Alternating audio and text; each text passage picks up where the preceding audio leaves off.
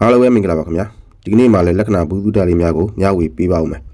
ပထမအဆုံးမျှဝေပေးမယ့်လက္ခဏာဘူးစုတာလေးကတော့ကံရမ်းကိုကောင်းတဲ့သူငွေအလုံးအရင်မပြတ်ဝင်နေမဲ့သူရဲ့လက္ခဏာပဲဖြစ်ပါတယ်ပုံမှန်ပြထားတဲ့သူ့ရဲ့လက်ဝါးပြင်ကိုကြည့်လိုက်ပါသူ့ရဲ့လက်ဝါးပြင်မှာငါးရုပ်နဲ့ကံတက်လန်းကတိတိကျကျထင်ပေါ်နေပါတယ်ဒါကြောင့်သူဟာကံရမ်းကိုကောင်းမွန်မဲ့သူဖြစ်ပါတယ်ကံကြိုးပေးပါတဲ့သူလို့ပြနေပါတယ်ဘဝမှာငွေနဲ့လက်နဲ့မပြတ်တတ်တဲ့သူဖြစ်ပါတယ်ပတ်စံတွေမပြတ်ပဲဝင်နေရမဲ့သူဖြစ်ပါတယ်ပြေးစုံတင်းတင်းကောင်းမွန်တဲ့သူဖြစ်ပါတယ်ချမ်းသာမှုကံအထီးကိုအကျိုးရစေပါတယ်နေစရာအိမ်တွေအလောက်ကောင်းတွေရရှိပိုင်ဆိုင်မယ်စုဆောင်နိုင်တဲ့ကံအားရှိသူလို့ပြပါတယ်အခွင့်အလမ်းသစ်တွေဘဝမှာရရှိပါလိမ့်မယ်အဆောက်အအုံအထောက်အကူပါတဲ့သူလည်းဖြစ်ပါတယ်အခုလိုငါးရုပ်နဲ့ကံတက်လန်းပါမယ်ဆိုရင်အရန်ကိုအကျိုးပေးကောင်းမွန်မှုကိုခံစားရရှိနိုင်ပါတယ်နောက်တစ်ခုကတော့အိမ်တော်ကြပြီးတော့ချမ်းသာပြည့်စုံမဲ့သူရဲ့လက်ဝါးပြင်မှာဖြစ်ပါတယ်သူ့လက်ဝါးပြင်မှာဘာထူးခြားမှုတွေရှိနေမလဲနံပါတ်1ကတော့အနီရောင်များပြထားတဲ့နေရာကအိမ်တော်ကြီးလမ်းကြောင်းဟာလက်သကြွေအောက်တနင်္ဂနွေကျူခုံပေါ်မှာရောက်ရှိနေပါတယ်ဒါကြောင့်လက္ခဏာရှင်ဟာမိမိထက်အဆင့်တန်းမြင့်တဲ့သူနဲ့အိမ်တော်ကြားတတ်ပါတယ်နံပါတ်2ချက်အဝါရောင်များပြထားတဲ့နေရာနှလုံးလမ်းကြောင်းရဲ့အစုံမှာခရင်ကွာတွေထွက်ပေါ်နေပါတယ်ဒါကြောင့်လက္ခဏာရှင်ရဲ့ဗီဇစိတ်ဟာအိမ်တော်တစ်ခုကိုဖြစ်သလိုမတိဆောက်ခြင်းပဲအိမ်တော်ရင်းနဲ့ပတ်သက်ပြီးတော့အဆင့်တန်းမြင့်မြင့်ကိုစိတ်ကူးကြည်ရွယ်တတ်ပါတယ်နံပါတ်3ချက်အစိမ်းရောင်နဲ့များပြထားတဲ့နေရာကနှလုံးလမ်းကြောင်းအထက်ကတွေးကံဖြစ်ပါတယ်နှလုံးလမ်းကြောင်းအထက်ကတွေးကံဟာအပြည့်အနာအစာမရှိဥပတ်လန်းတွေကင်းရှင်းနေပါတယ်ဒါကြောင့်လက္ခဏာရှင်ဟာအိမ်တော်ကြပြီးတော့စီးပွားတိုးတက်ပြီးတော့အောင်မြင်မှုရရှိတတ်ပါတယ်နောက်တစ်ခုကတော့နှလုံးလမ်းကြောင်းပေါ်မှာအခွဲခွာတွေပါနေခြင်းမှဖြစ်ပါတယ်နှလုံးလမ်းကြောင်းပေါ်မှာအခွဲခွာတွေပါနေရင်သွားရှုပ်လို့မရပါဘူးသူတို့ဟာအချစ်ရေးမှာဆရာကြတဲ့အခွဲခွာပိုင်ရှင်တွေဖြစ်ပါတယ်မိမိရဲ့နှလုံးလမ်းပေါ်မှာအခွဲနှစ်ခွထွက်ပေါ်နေမှဆိုရင်သင်ဟာသူများတွေထပ်ပို့ပြီးတော့စောစောစီစီအချစ်ကိုထိတွေ့ခံစားမှုသူဖြစ်ပါလိမ့်မယ်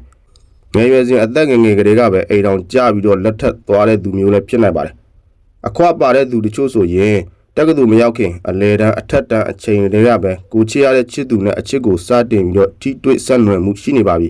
တချို့ဆိုရင်ထာဝရအပြီးတိုင်လက်တွဲသွားတဲ့အခြေအနေမျိုးတွေလည်းရှိတတ်ပါတယ်ဒီလိုလက္ခဏာရှိတဲ့သူတွေဟာစိတ်ကောင်းရှိပါတယ်ကြပြားဆန်းတယ်အချစ်ကိုလေးလေးနက်နက်သဘောထားပြီးအလွန်ချစ်တတ်တဲ့သူတွေပဲဖြစ်ပါတယ်သူတို့ဟာအချစ်နဲ့ပတ်သက်ပြီးတော့ခံစားချက်ပြင်းထန်တယ်လူတရားကိုချစ်ရင်အပြေးအဝချစ်တတ်တယ်မျက်နှာမများဘူးတယောက်ဆိုတယောက်တည်းကိုပဲနှစ်ရှည်လများဆွဲဆွဲမြဲမြဲသစ္စာရှိရှိချစ်တတ်ပါတယ်ဒါပေမဲ့အချစ်ကိုစောစောစီစီစတင်တဲ့ဖြစ်ပေါ်လာတဲ့အတွက်နာကျင်မှုတွေကိုလည်းစောစောကြုံရနိုင်ပါတယ်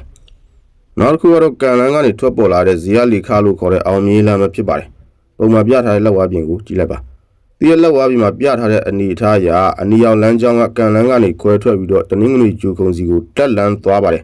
်ဒါကအင်မတန်ထူးခြားပြီးတော့စီးပွားဖြစ်ထွန်းအောင်မြင်မှုငွေကြေးများစွာရရှိခြင်းနာမည်ကုန်သတင်းကြော်ကြားမှုစသည်တို့အားကောင်းတဲ့လက္ခဏာဖြစ်ပါတယ်ကံလန်းကနေအောင်မြင်လမ်းကြောင်းခွဲထွက်သွားတာဟာအဲ့ဒီခွဲထွက်သွားတဲ့အသက်ပိုင်းခြားကစပြီးမိမိရဲ့ကိုယ်ပိုင်ကြိုးစားအားထုတ်မှုတွေကြောင့်ရုတ်တရက်အောင်မြင်မှုအရှိန်အဟုန်ရလာတတ်တဲ့သဘောရှိပါတယ်တနင်္ဂနွေကျူခုံဟာကြော်ကြားမှုဂုံဒရနဲ့ထွန်းတောက်မှုကိုကိုစားပြုတဲ့အတွက်မိမိလောက်ကိုင်နေတဲ့လုပ်ငန်းနယ်ပယ်မှာလူသိများလာပြီးထင်ပေါ်လာမဲ့အနေအထားမျိုးပါအောင်မြင်လမ်းကြောင်းလို့ခေါ်တဲ့ဇီယလီခလမ်းကြောင်းဟာကံလန်းကနေခွဲထွက်သွားတဲ့အတွက်မိမိအသက်မွေးဝမ်းကြောင်းပြုနေတဲ့အလောက်ကနေတဆင့်အစင်းမြင့်တဲ့ဂုံဒရက်တစ်ခုကိုရရှိတတ်ပါတယ်အထူးသဖြင့်ပညာရေးနည်းပညာအမျိုးမျိုးတီထွင်ဖန်တီးမှုပိုင်းအမှုပညာသို့မဟုတ်အများကလေးစားရတဲ့အတတ်ပညာတစ်ခုခုမှာထူးထူးခြားခြားအောင်မြင်မှုရရှိတာမျိုးကိုပြပါတယ်ကံလန်းကငွေကြေးနဲ့ဘဝရည်တည်မှုကိုပံ့ပိုးပေးသလိုအောင်မြင်မှုဟာငွေကြေးသက်သက်တင်မဟုတ်ပဲလူမှုပတ်ဝန်းကျင်ရဲ့အတိမတ်ပြုမှုကိုပါတပါးတည်းရရှိစေမှာဖြစ်ပါတယ်ဒီလမ်းကြောင်းဟာတနင်္ဂနွေကျူခုံမှာအပြတ်တောက်မရှိပြတ်သားစွာတက်သွားလေလေအောင်မြင်မှုကပုံမခိုင်မာလေလေဖြစ်ပါတယ်အခုပြထားတဲ့ပုံရလမ်းကြောင်းကရှင်းလင်းပြတ်သားတဲ့အတွက်မိမိလှုပ်ဆောင်နေတဲ့အလုပ်တွေမှာယုံကြည်မှုအပြည့်နဲ့ရှေ့ဆက်ဖို့အားပေးနေတဲ့လက္ခဏာရပဲဖြစ်ပါတယ်ဒီလမ်းကြောင်းခွဲထွက်တဲ့အချိန်ကာလအသက်ပိုင်းဟာဘဝရဲ့အောင်မြင်မှုအပြောင်းလဲကြီးတစ်ခုဖြစ်လာနိုင်ပါတယ်နောက်တစ်ခုကတော့ပညာရေးမှာထူးချွန်ထက်တဲ့ကြာဖူးလက္ခဏာမှတ်သားပဲဖြစ်ပါတယ်ပုံမှန်ပြထားတဲ့လက်ဝါးပြင်ကိုကြည့်လိုက်ပါပုံမှန်ပြထားသလိုမျိုးအနီရောင်နဲ့များပြထားတဲ့နေရာညံလန်းကြောင်းရဲ့အစုံမှာကြာဖူးပုံတစ်ပုံပါနေမယ်ဆိုရင်လက္ခဏာရှင်ဟာပညာရေးမှာထူးချွန်တတ်ပါတယ်ပညာနဲ့လောက်ကန်ရတဲ့အလုပ်တွေမှာအောင်မြင်မှုရရှိတတ်ပါတယ်ကွန်ပျူတာနည်းပညာနဲ့ဒီဇိုင်းပုံဖော်ရေးဆွဲတဲ့နေရာမှာထူးချွန်တတ်ပါတယ်နောက်တစ်ခုကတော့ပြည်စုံကြွယ်ဝမဲ့ရွှေလီငွေလီပုံသဏ္ဍာန်လက္ခဏာအမှတ်သားပဲဖြစ်ပါတယ်ပုံမှန်ပြထားတဲ့လက်ဝါးပြင်ကိုကြည့်လိုက်ပါသူ့ရဲ့လက်ဝါးပြင်နဲ့လုံလန်းကြောင်းအောက်မှာရွှေလီငွေလီပုံသဏ္ဍာန်လက္ခဏာအမှတ်သားတစ်ခုတည်ရှိနေပါတယ်ဒီလိုတည်ရှိနေမယ်ဆိုရင်လက္ခဏာရှင်ဟာဥစ္စာရတနာရွှေငွေတွေရှာဖွေစုဆောင်းမိမယ်ဒါသမီးအကျိုးပေးမယ်မိဘအမွေရောက်ခမအမွေကိုရရှိတတ်ပါတယ် အိုဇာတာကံလည်းကောင်းတတ်ပါတယ်နောက်တစ်ခုကတော့ V ပုံစံလက္ခဏာအမှတ်သားလေးပဲဖြစ်ပါတယ်ကြီးကျယ်တဲ့ဓနဥစ္စာကိုရရှိစေမဲ့ကိုရောင်ကိုဝါတောက်ပစေမဲ့ငွေကြေးရှာဖွေတဲ့နေရာမှာအောင်မြင်စေမဲ့လက်ခလဲအောက်က V ပုံစံအမှတ်သားလေးပဲဖြစ်ပါတယ်ပုံမှာပြထားသလိုမျိုးသင်ရဲ့လက်ဝါးပြင်မှာသေးနဲ့တင်ရှားတဲ့ V ပုံစံလက္ခဏာလေးပါနေမယ်ဆိုရင်သင်ဟာလောက၃ပါးကိုစိုးမိုးပိုင်ဆိုင်ရစေပါလိမ့်မယ်ချမ်းသာကြွယ်ဝစေတဲ့ယရနာတစ်ပါးကိုလည်းပိုင်ဆိုင်ရရှိစေပါလိမ့်မယ်အကြီးကျယ်ငွေဝင်လာခြင်းအကြီးကျယ်ပစ္စည်းဥစ္စာဒနာရရှိခြင်းကိုဖြစ်ပေါ်စေပါလိမ့်မယ်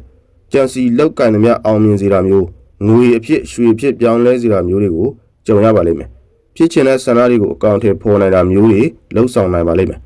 ပြောရမယ်ဆိုရင်လူအင်ဆန္ဒပြေဝသွားစေတတ်ပါတယ်မိမိရဲ့ဘဝကိုမိမိနားလည်စေနိုင်ပါလိမ့်မယ်ငွေကြေးရှာဖွေတဲ့နေရာမှာအောင်မြင်ခြင်းငွေကြေးကံကောင်းခြင်းတွေကိုရရှိစေနိုင်ပါလိမ့်မယ်စီကံရှိခြင်းစီကံလိုက်နာတတ်ခြင်းတွေရှိစေပါလိမ့်မယ်အမျိုးမျိုးသောဥစ္စာဒနာကိုရရှိစေတာမျိုးကိုရောင်ကိုဝါတောက်ပစေတာမျိုးတွေကိုဘဝမှာပိုင်ဆိုင်ရရှိပါလိမ့်မယ်နောက်ထပ်လက်ဝါးပြင်တစ်ခုကတော့ပါရမီကံအားကောင်းတဲ့သူလိုတရတဲ့ဘဝမျိုးကိုပိုင်ဆိုင်နိုင်တဲ့သူတရားထူးတရားမြတ်ရမဲ့သူရဲ့လက်ဝါးပြင်ပေါ်ကအမှတ်သားလက္ခဏာတွေပဲဖြစ်ပါတယ်